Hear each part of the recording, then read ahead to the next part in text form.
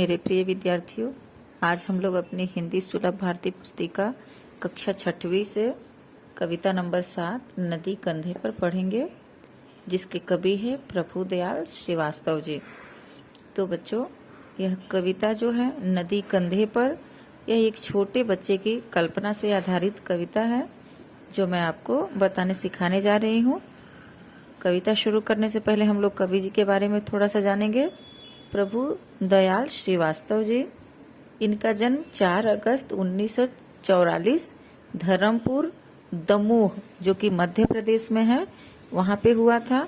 और इनकी प्रमुख रचनाएं हैं बुंदेली, लघु कथाएं, लोकगीत, दैनिक भास्कर, नव भारत में बाल गीत आदि, ये सब इनकी प्रमुख रचनाएं हैं। कवि जो हैं विगत 2 दशकों से कहानी, कविताएं, व्यंग, लघु कथाएं, गजल आदि लिखते हैं।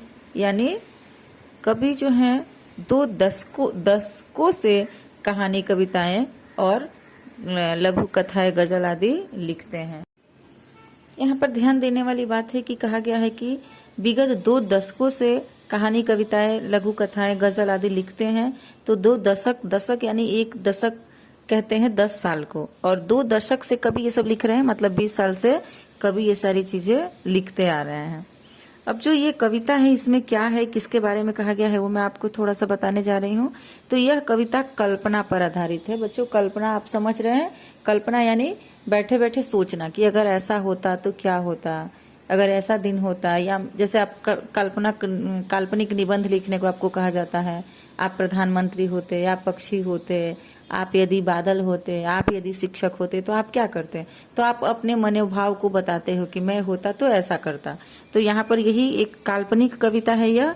तो यह काल्पनिक कविता पर आधारित है। कवि कल्पना करते हैं कि यदि हम नदी को कंधे पर उठाकर अपने घर ले आते तो कैसा आनंद आता।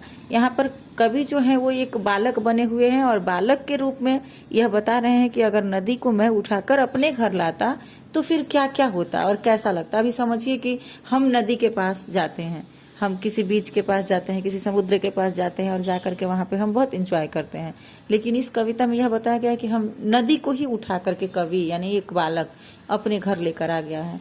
तो अगर नदी उठा करके घर लाएंगे तो फिर क्या क्या करना पड़ेगा आगे, उसके बारे में इस कविता में बताया गया है। तो चलिए हम आगे बढ़ते हैं कविता की ओर।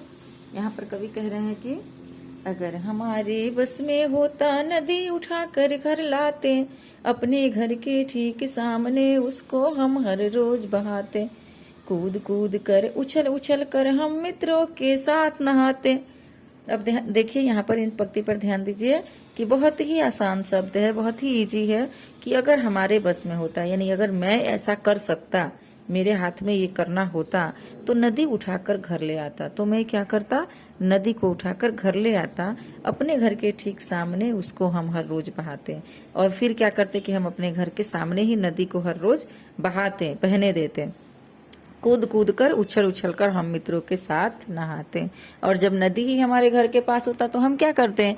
कूद कूद कर, उछल उछल करके उसमें नहाते। बच्चे यही तो करते हैं नदी में। अब आगे फिर कवि कह रहे हैं कि कभी तैरते कभी डूबते, इतराते गाते मस्ताते, नदी आ गई चलो नहाने, आमंत्रित सबको करवाते, सभी उपस्थित भद्रजनों का नदियों से परिचय करवाते, अगर हमारे मन में आता झटपट नदी पार कर जाते।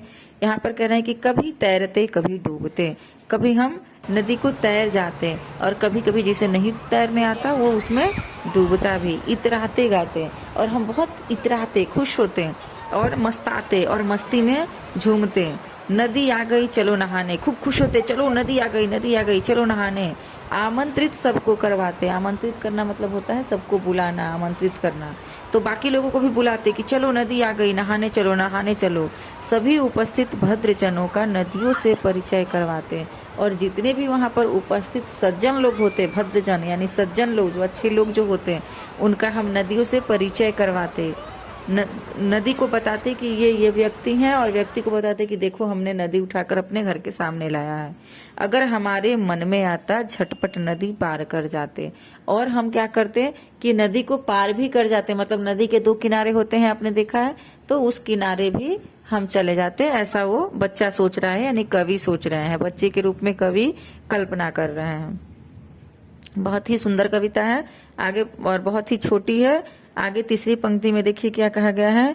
खड़े खड़े उस पार नदी के मम्मी मम्मी हम चिल्लाते, शाम ढले फिर नदी उठाकर अपने कंधे पर रखवाते, लाए जहां से थे हम उसको जाकर उसे वहीं रखाते। कवि कह रहे हैं कि खड़े खड़े उस पार नदी के मम्मी मम्मी हम चिल्लाते हैं, हम नदी के दूसरे किनारे चले जाते और वहां से जोर से आवाज लगा करके मम्मी मम्मी चिल्लाते हैं। शाम ढले फिर नदी उठाकर अपने कंधे पर रखवाते हैं, और फिर जब शाम हो जाता तो मम्मी से कहते हैं मम्मी नदी को उठाकर मेरे कंधे पर रख दो, आए जहां से थे हम उसको जाकर उसे वहीं रखाते हैं, और जहां से हम उसको लेकर आए थे वहीं ले जाकर के रख देते हैं। तो बच्चों, इस प्रकार से बहुत ही छोटी और बहुत ही सुंदर यह एक काल्पनिक कविता थी जो मैंने आप लोगों को समझा दिया। आप लोग भी इसी तरह से इसे लय से गाइए, 2-3 बार समझिए, पढ़िए, और फिर कुछ नहीं समझ में आए तो मुझे बताइए। धन्यवाद।